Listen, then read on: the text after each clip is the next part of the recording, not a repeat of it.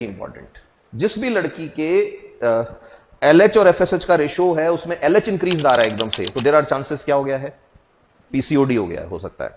Now what is the treatment for this? अब होता क्या है, जो एग सेल है ना, जो ओवम है, that is actually a cell which can reproduce, reproduction की सेल है।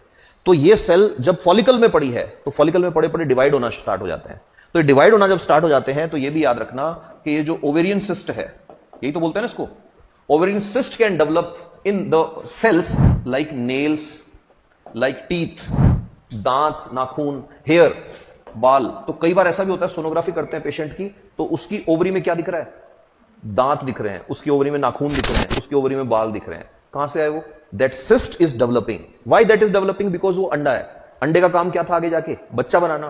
तो स्पर्म तो नहीं मिला उसको, but still it can divide in different sales.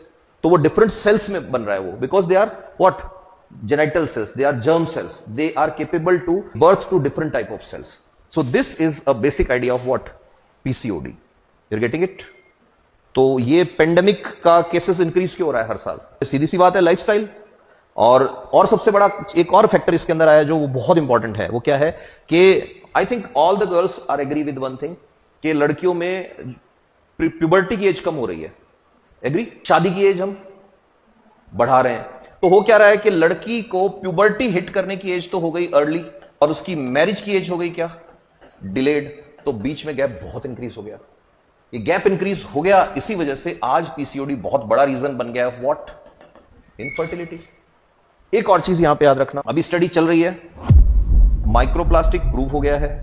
Number 2 is pesticides, इनका भी इफेक्ट हो रहा है फीमेल बॉडी पे।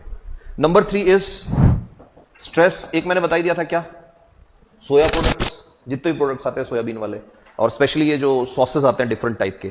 फिर उसके बाद वेल प्रूव्ड है what, fast food. Well proved है विच फूड? Processed food.